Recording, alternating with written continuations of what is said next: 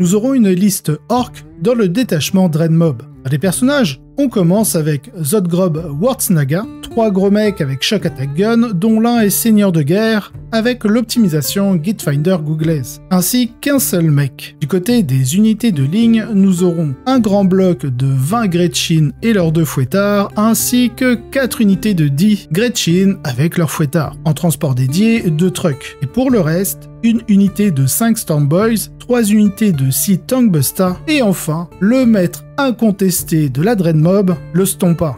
Les orques continuent d'atteindre le top des tournois, cette fois-ci avec une liste à base de gros châssis dans une nouvelle forme avec le détachement Dreadmob. Après la domination fugace du Mordaka, cette version possède un cœur menaçant, le Stompa, mais s'adapte intelligemment à la méta actuelle, plus permissive vis-à-vis des menaces à haute durabilité et moins saturée d'unités Alpha Strike. Le Stompa n'est plus une simple vitrine nostalgique ou un pari de style. Il ne joue plus tout seul. Il est désormais protégé et supporté efficacement par des vagues de grottes et des unités d'accompagnement comme les super grottes de Zodgrob. Le Stompa bénéficie d'améliorations ciblées et d'une meilleure synergie entre les marcheurs, transformant ce qui était auparavant des options fun mais faibles. Enfin, les rares failles restent liées au match-up spécifique. Les constructions de Space Marine plus classiques ou des unités comme l'Atrapos chez les différents chevaliers peuvent encore punir la lenteur et le manque de redondance défensive du Stompa. Mais ces menaces deviennent minoritaires dans la méta, ce qui rend ce type de liste beaucoup plus viable en tournoi. Pour ce qui est des forces de la liste, le Stompa devient viable dans la méta actuelle. Moins de saturation anti-tank à longue portée, ce qui implique une meilleure espérance de vie. Un écran de grotte et de super grotte demandant une excellente gestion du tempo défensif afin de retarder l'accès aux objectifs à l'adversaire. Une pression constante sur le milieu du champ de bataille. Le Stompa est impossible à ignorer et il oblige l'adversaire à jouer à contre-temps. Pour ce qui est des limites, elle a un match-up plutôt polarisé. Comme je l'expliquais, les listes Space Marine très efficientes ou certaines listes de chevaliers peuvent encore punir brutalement. Une mobilité très conditionnelle, malgré les grottes et la portée, les pièces maîtresses restent lentes, ainsi qu'une économie de points fragiles. Beaucoup d'œufs dans le même panier, donc toute perte est impactante.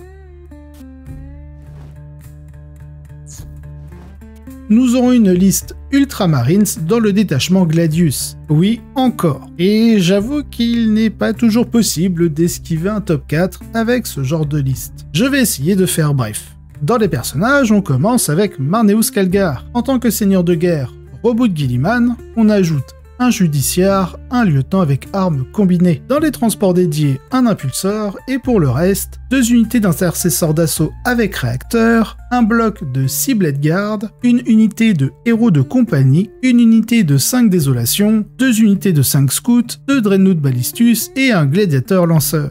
Cette liste d'Ultramarines repose sur une construction généraliste capable de répondre à une large variété de menaces grâce à un socle solide et à plusieurs options contextuelles. Elle incarne parfaitement la philosophie que l'on connaît déjà très bien du détachement Gladius, en exploitant pleinement sa flexibilité des doctrines et ses synergies internes. L'élément central et le plus remarquable ici est l'unité de judiciaire avec Blade Guard. Depuis leur baisse en points, ce combo est devenu un véritable standard anti-mêlée, et particulièrement létal contre les factions offensives comme les Emperor Children ou les World Eaters. Autour de ce bloc, la liste intègre une escouade de désolation, un outil idéal contre les armées fondées sur l'évitement, comme les Eldar. On observe une complémentarité intelligente. Si l'adversaire temporise pour éviter les Blade Guard, il s'expose alors aux Désolators, et inversement. Enfin, nous avons toujours ce duo de Roboute Guilliman et Marneus Calgar qui reste sincèrement toujours un pilier ultra fiable. Pour ce qui est des forces de la liste, nous avons évidemment le bloc judiciaire Blade Guard, l'unité de désolation,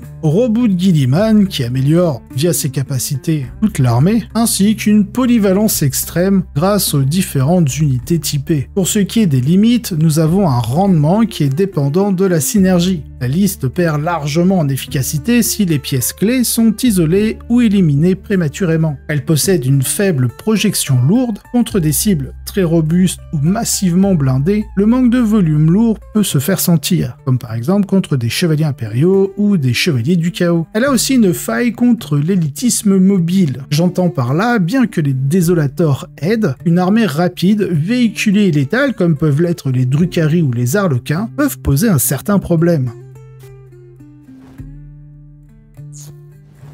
Nous aurons une liste démons du chaos dans le détachement Shadow Légion. Là aussi, un très grand classique. Les personnages, on retrouve en tant que seigneur de guerre, Be'lakor. On ajoute un buveur de sang avec l'optimisation Fade to Darkness. Alors ce duo, je vais l'appeler le Fade Thirster. C'est une contraction du nom de l'optimisation et du nom en anglais du buveur de sang, le Blood Thirster. Bref, on continue. Dans les unités alliées, on aura une sombre commune avec l'optimisation des Pink Shadows. Pour ce qui est du reste de la liste, nous aurons un grand bloc de 16 cultistes maudits. Alors, les cultistes maudits et la sombre commune, j'appellerai ça plus tard la commune maudite. À cela, on rajoute une unité de 10 cultistes, 3 unités de 5 raptors, dans les unités de liste, un bloc de 6 nurglings, et pour le reste, une unité de 5 veneuses, une bête de nurgle et 3 unités de 6 hurleurs.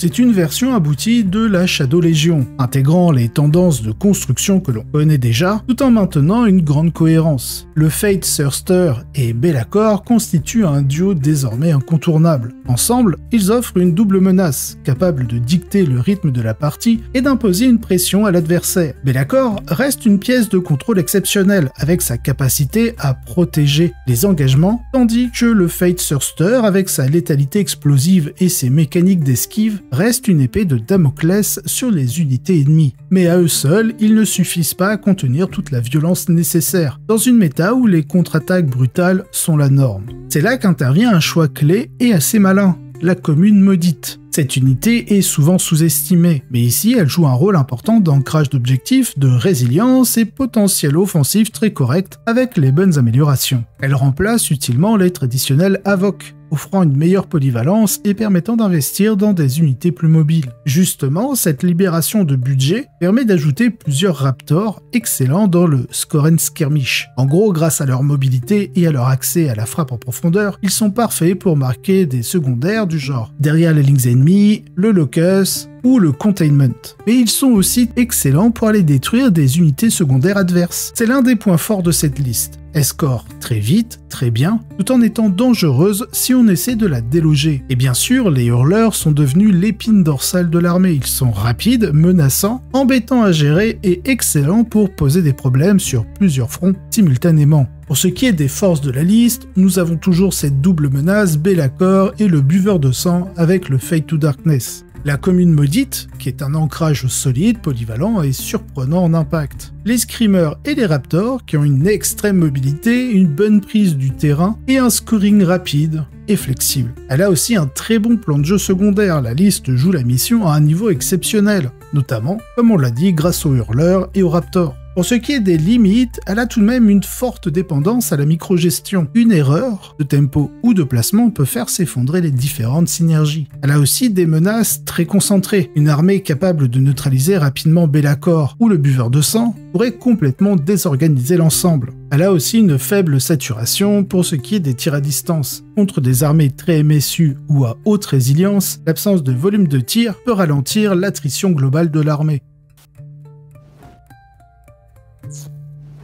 Nous aurons une liste de chevaliers gris dans le détachement Warbane. Dans les personnages, prenez note, ça va être rapide. 3 grands maîtres Némésis, dont l'un est seigneur de guerre. Du côté des unités de ligne, nous aurons 2 unités de 5 strike, en transport dédié, un rhino, et pour le reste, 3 unités de 5 interceptors, une unité de 4 servitors, et enfin 3 cuirassiers Némésis. Cette version mène un recentrage plutôt intelligent autour des Némésis, soutenu par une base mobile capable de jouer la mission activement. Le pari ici est très clair. Plutôt que de se disperser avec des choix comme les purifieurs ou des unités à rôle plus spécialisées, la liste mise sur une double efficacité létale et utilitaire autour des gros maîtres en armure Némésis et des interceptors. Dans un environnement saturé de pièces d'élite à 3 points de vie, Space Marine, Custodes, potentiellement les Empereurs Children, les cuirassiers Némésis brillent littéralement. Ils combinent volume de tir, armes de mêlée plutôt fiables et une résilience relativement élevée, tout en apportant des stratagèmes clés grâce à leur statut de personnage pour ce qui est des grands maîtres. En multipliant le nombre, cela permet d'assurer une présence continue au centre et la possibilité d'activer les relances quand nécessaire sans dépendre d'unités annexes. Le choix de ne pas inclure de purifieur est donc une décision complètement assumée. Cela libère des points pour davantage d'interceptors qui constituent l'un des meilleurs outils d'objectif du codex. Grâce à leur mobilité améliorée, ils peuvent à la fois menacer les flancs, scorer des secondaires comme purification, containment ou engager sur tous les fronts, et apporter un soutien ponctuel au combat.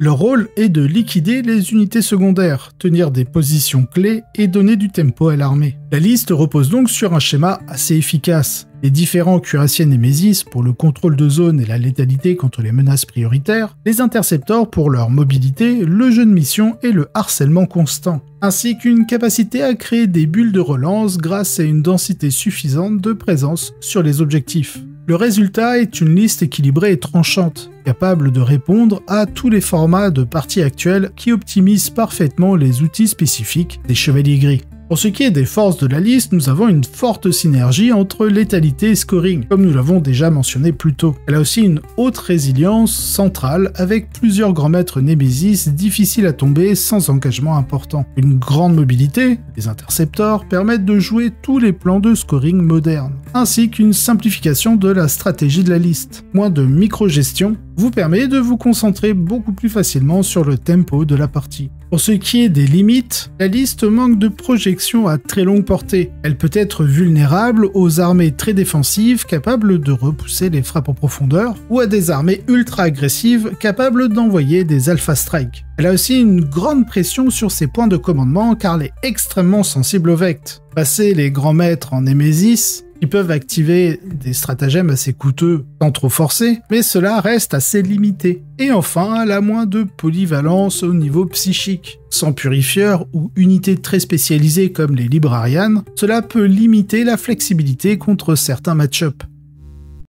Une petite parenthèse avant de continuer avec la suite des top lists. Si vous appréciez le contenu que je vous propose sur la chaîne, n'oubliez pas de vous abonner, de liker la vidéo et de laisser un commentaire. Ce sont des gestes simples, mais ils font vraiment la différence pour soutenir mon travail et m'aider à faire grandir la chaîne. Vous pouvez aussi me soutenir quand vous faites vos achats sur MyHobbyPlace. Il vous suffit de sélectionner ma chaîne au moment de valider votre commande. MyHobbyPlace me reverse alors 5% en bon d'achat et j'en réinvestis la moitié directement dans les lots pour les tournois que j'organise pour la communauté 40K. Et pour ceux qui souhaitent aller encore plus loin, j'ai également une page Tipeee. En la rejoignant, vous bénéficiez de plusieurs avantages, d'accès anticipé aux vidéos, un visionnage sans publicité et d'autres bonus exclusifs. En tous les cas, merci à tous pour votre soutien. C'est grâce à vous que je peux continuer à produire ce contenu et à organiser toujours plus d'événements et de projets. Allez, je ne vous embête pas plus, on reprend avec la suite de la vidéo.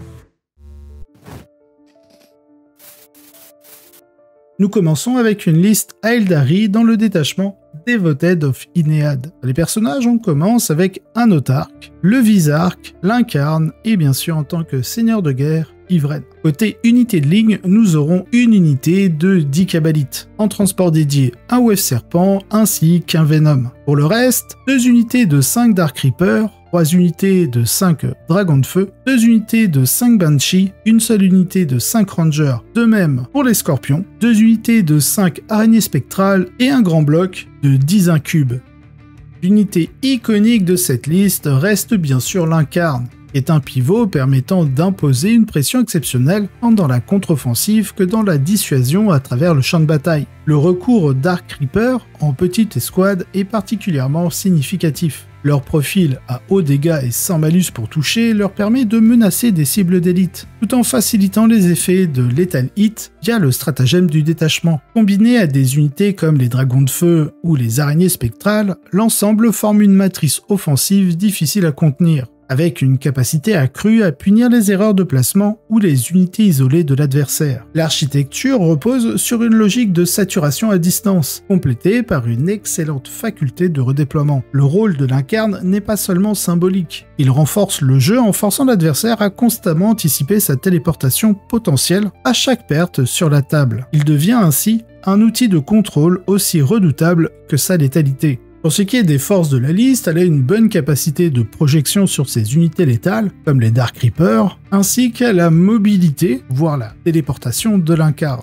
Elle punit aussi instantanément les erreurs adverses, via la mécanique du détachement de Lethal Intent, mais aussi des transguerrières. Elle a une diversité aussi de menaces, entre les tirs indirects, du lanceur tempeste des Dark Reapers, des unités anti-chars comme les dragons de feu et des unités disruptives comme les Banshee ou les araignées spectrales. Pour ce qui est des limites, elle a tout de même une fragilité, des unités à faible robustesse, très dépendantes du terrain et du positionnement. Elle a une grande dépendance à la microgestion, chaque activation compte, et une erreur peut coûter très cher. Elle est aussi moins performante contre des armées à grosses bulles défensives. Certaines armées résilientes avec des outils de dissimulation peuvent largement absorber l'impact initial. On enchaîne avec une liste orc dans le détachement Warhorde. Les personnages, on commence avec 2 bis boss, dont l'un aura l'optimisation Headwhopper Killchopper. On rajoute le boss Sneakrot, Ghazghkull-Traka en tant que seigneur de guerre, et 2 warboss. Du côté des unités de ligne, nous aurons les 2 unités de 10 bis Nagaboys, pour accompagner leur bis boss, ainsi qu'une unité de 10 boys, en transport dédié seulement de trucks. Et pour le reste, nous aurons un bloc de 6 Breka Boys, 2 unités de 10 Gretchin avec leur fouettard, 2 Killrig, une unité de 2 Mega Nobs pour accompagner Ghazghkull, un bloc de 10 Nobs et 2 unités de 5 Storm Boys.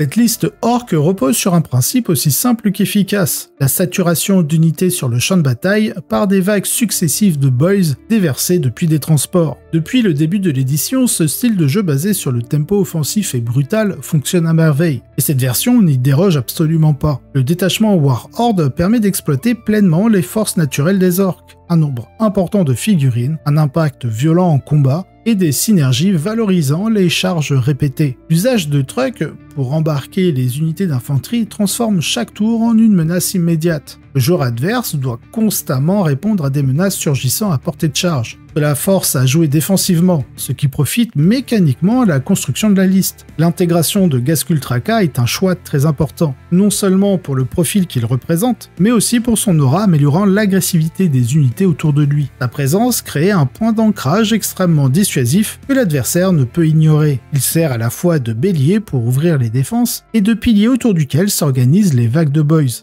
Pour ce qui est des points forts, elle met une pression constante dès le tour 1. Ghazghkull comme centre de gravité, un volume de figurines difficile à éponger, car très peu d'armées peuvent encaisser un tel flux de menaces successives. Elle est aussi un très bon contre aux constructions trop techniques ou fragiles, car les orques punissent immédiatement toute mollesse dans la construction adverse. Pour ce qui est des limites, elle a une forte dépendance au bon déploiement et aux charges réussies. Un mauvais engagement peut ralentir l'élan de l'armée. Elle a une gestion difficile de certains profils résistants à l'usure ou dotés d'Overwatch puissants. Elle peut peiner contre des listes à saturation lourde ou de tirs indirects.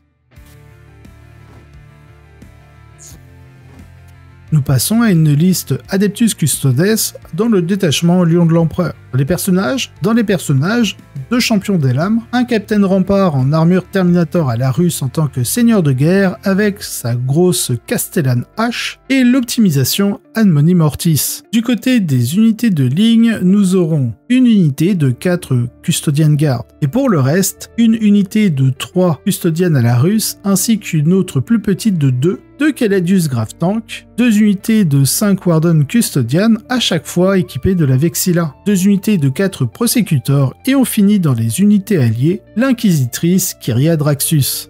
Cette liste capitalise pleinement sur la résilience de l'infanterie Custodes pour verrouiller les objectifs, tout en conservant une menace de fond avec les classiques Grave Tank Caladius. Le tout repose sur un noyau dur de Warden renforcé par une escouade combinée des gardes custodiens avec l'Inquisitrice Draxus. Un combo qui a largement fait ses preuves depuis les débuts de la version. La présence des custodiens à la russe vient ajouter une couche de projection. Ils apportent non seulement une capacité de frappe en profondeur menaçante, mais également une résilience élevée pour harceler les lignes arrière et forcer l'adversaire à diviser ses ressources. Ce rôle d'unité tampon et d'interruption est crucial dans un format où les menaces multiples doivent être gérées efficacement. En fond de table, on retrouve le traditionnel double Caladius Grave Tank jouant un rôle d'artillerie de soutien. Enfin, Draxus, ajoute de la flexibilité psychique et de la disruption via ses capacités, tout en s'intégrant parfaitement dans le plan de jeu défensif et de positionnement du Custodes.